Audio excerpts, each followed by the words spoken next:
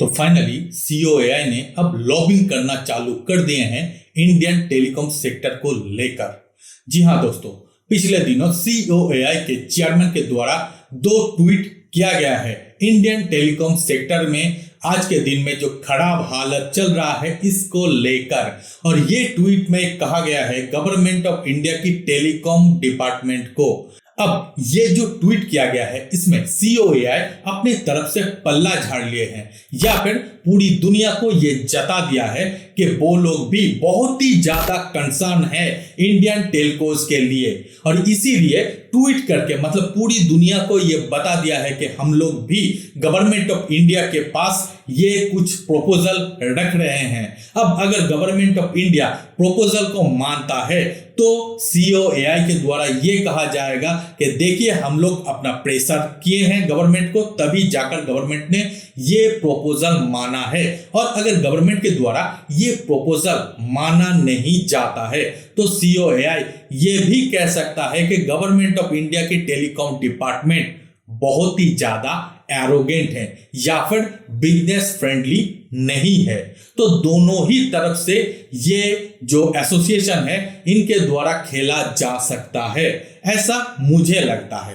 खैर, सीओएआई के द्वारा जो 2 प्रपोजल या फिर जो 2 बातें गवर्नमेंट ऑफ इंडिया की टेलीकॉम डिपार्टमेंट को कहा गया है उनमें पहला बात यहां पर कहा गया है कि गवर्नमेंट ऑफ इंडिया स्पेक्ट्रम देने के लिए जो बैंक गारंटी लेते हैं उसको पूरी तरीके से हटा दे, ताकि जितने सारे टेलीकॉम ऑपरेटर इंडिया में टेलीकॉम सर्विस प्रोवाइड कर रहे हैं उन लोगों को और भी ज्यादा पैसा बच जाए या फिर रह जाए, जिससे वो लोग अपना सर्विस को प्रॉपर तरीके से प्रोवाइड कर पाए।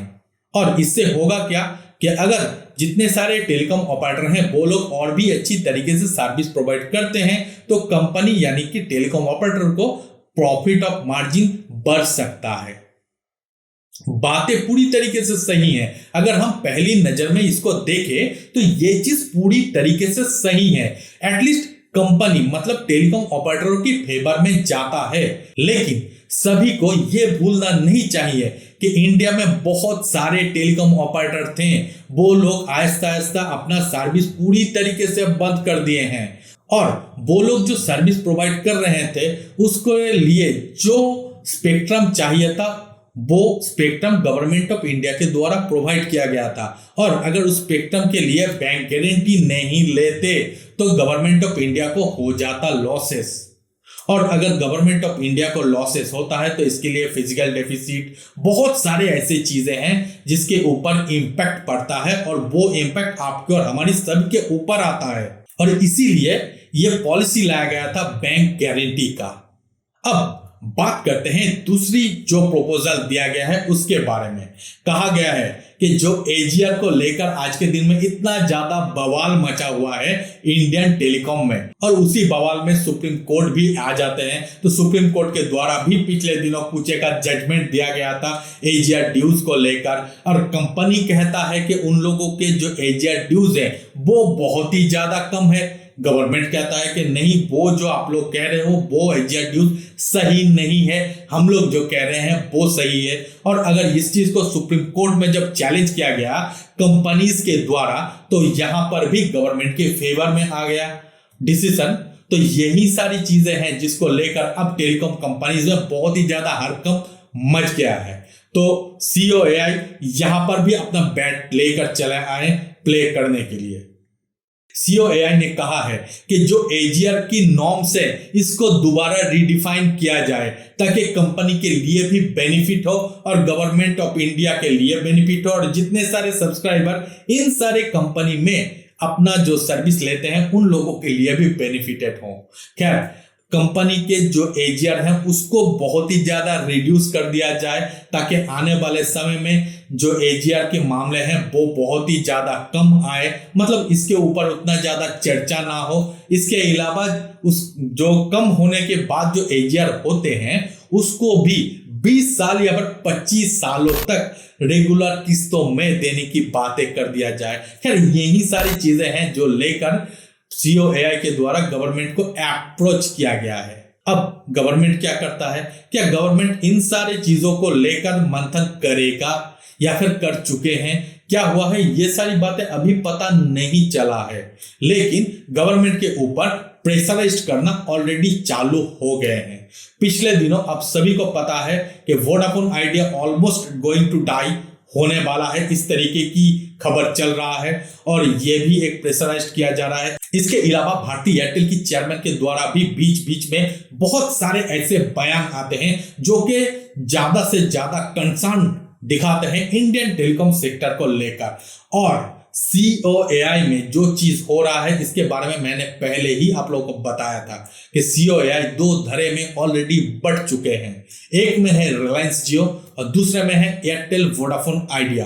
और COAI ये जो बातें गवर्नमेंट ऑफ इंडिया को कहा है वाया ट्विटर, तो ये सारी बातें कहने के पीछे भी एयरटेल वोडाफोन आइडिया जैसे कंपनी को सरवाइव करने के लिए ही कहा गया है। ऐसी बातें वहां पर ऑलरेडी कहा है और जो बातें कहा है उससे ये बातें पूरी तरीके से क्लियर भी हो जाते हैं। क्या दोस्तों, देखना होगा कि क्या गवर्नमेंट करते हैं। क्या सिर्फ COAI को ही फिक्र है कि इंडिया में 3 ऑपरेटर रहें, एटलीस्ट प्राइवेट 3 ऑपरेटर रहें? क्या गवर्नमेंट नहीं चाहता है कि इंडिया में प्राइवेट की 3 ऑपरेटर रहें? ये चीज भी देखना होगा और उम्मीद यही है कि गवर्नमेंट के द्वारा टेलीकॉम इंडस्ट्रीज को सरवाइव करने के लिए एक पैकेज लाया जा सकता है। एटलीस्ट इसके ऊपर बहुत ही ज्यादा से ज्यादा सुबुगाहट चल रहा है।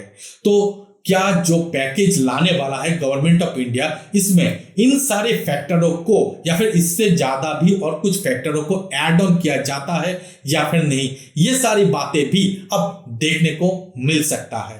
खैर मुझे लगता है कि गवर्नमेंट इन सारी चीजों को ऑलरेडी फैक्टरिंग कर चुका होगा और गवर्नमेंट के तरफ से पहले ही ये बातें क्लियर कर दिया गया था कि फ्लोर प्राइस को लेकर वो लोग कुछ नहीं करेंगे। तो देखो यहां पर एक बातें हो गया, वो ये कि COAI के द्वारा फ्लोर प्राइस को लेकर कुछ भी बयानबाजी नहीं हो रहा है, ये चीज भी सोचना होगा। खैर मुझे लगता है कि COAI ज्यादा से ज्यादा प्रेफर करता है, आज नहीं पहले से ही, एयरटेल को और वोडाफोन आइडिया जैसे कंपनी को। ऐसा मुझे पर्सनली लगता है, हो सकता है कि आप लोगों को ये चीज ना लगे। खैर मुझे पर्सनली लगता है तो मैंने आप लोगों को ये बातें शेयर कर दिया। खैर देखना होगा कि आगे चल के और क्या क्या डेवलपमेंट होते हैं इन सारी टॉपिक के ऊपर। जो भी कुछ डेवलपमेंट होगा वो मैं आप लोगों को रेगुलरली अपडेट करता चलूंगा। फिलहाल इस वीडियो में इतना ही। इस वीडियो से जुड़े हुए कोई भी सवाल या सुझाव हो तो जरूर कमेंट पर लिखिए। इसके अलावा मिलते हैं अगले वीडियो में, तब तक के लिए धन्यवाद।